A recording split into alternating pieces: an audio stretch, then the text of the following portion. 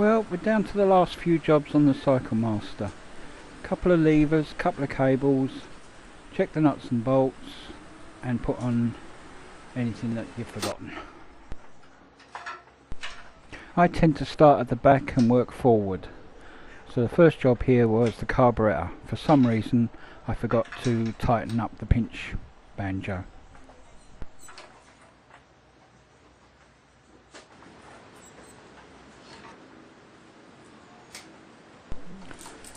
This was followed by the petrol pipe, and then the air filter was tightened into place. Very tight in there, so it's a bit fiddly, but we got there in the end.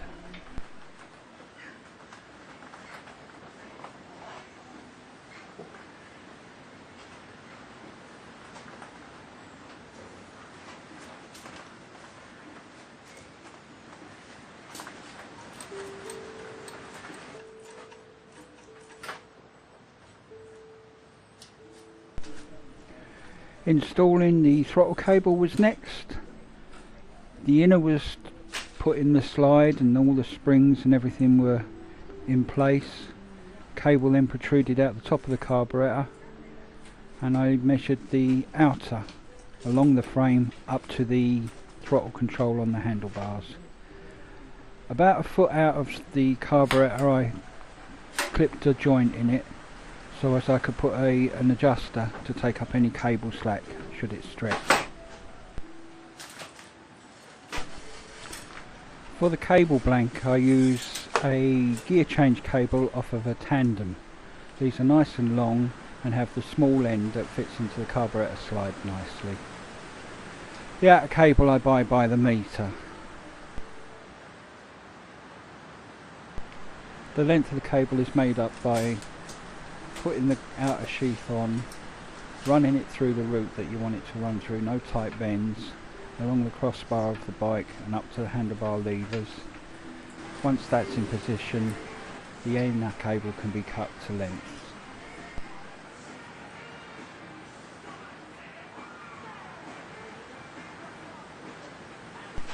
You can use cable ties to hold everything in place. It's a good idea to leave them a bit loose so that the cable can move backwards and forwards freely.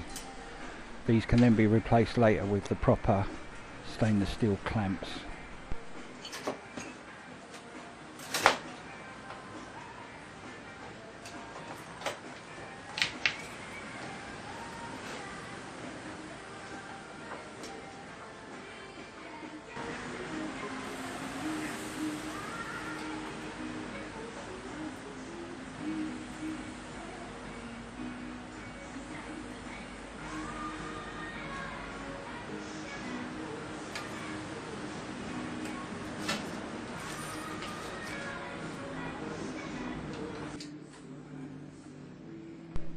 With everything in place, the clamps can be tightened up and then work can proceed on the handlebars, making up the cable ends and soldering them into place.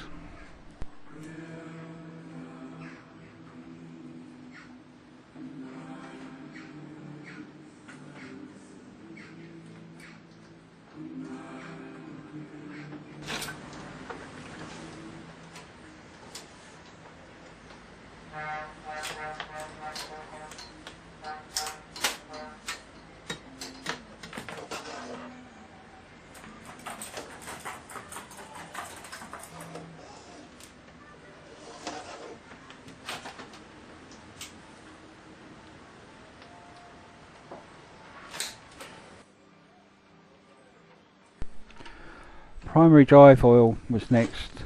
I use ATF. It seems to be a good substitute for the old oil. Just pour it in until the correct level is reached and put the plug back in.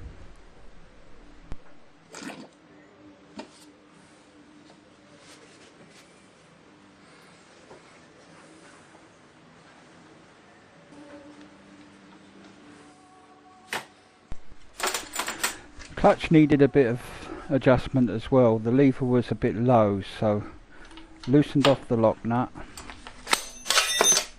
lost the spanner, loosened the adjuster until the actual arm was in the correct position that the cable would pull on it properly.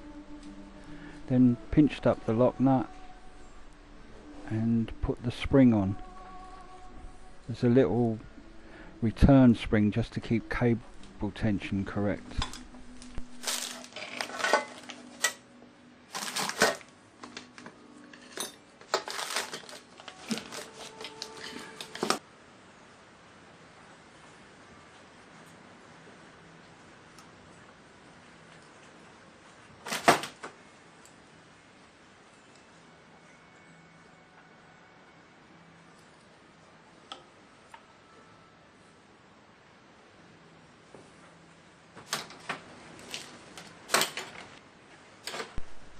The procedure for the clutch cable is much the same.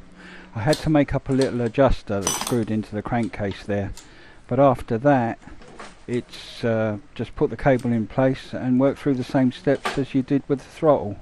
The outer sheath goes on, any adjusters that required, and the length is sorted out exactly the same way.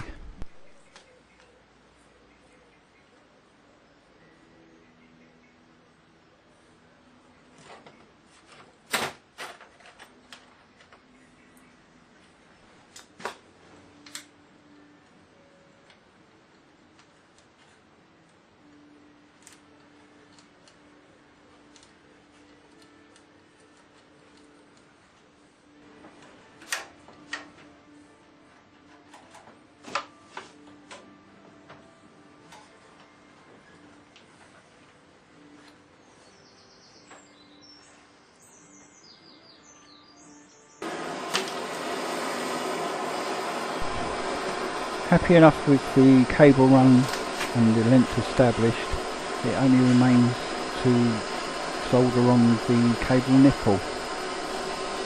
These I make out of brass. I keep a length of brass rod in stock that can be machined. It's a lot easier than trying to keep a supply of nipples. There are so many variations, you always run out of the one that you need the most.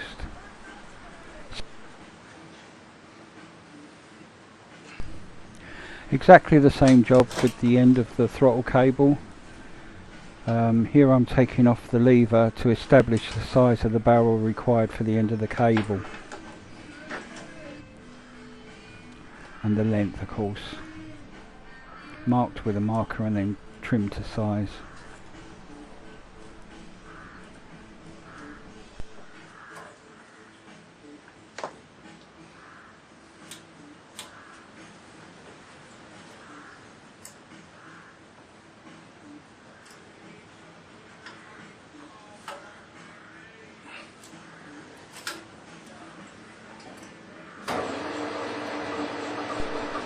Then it's a quick little turning job on the lathe and solder into position. Well, that's it for now. Thanks for watching.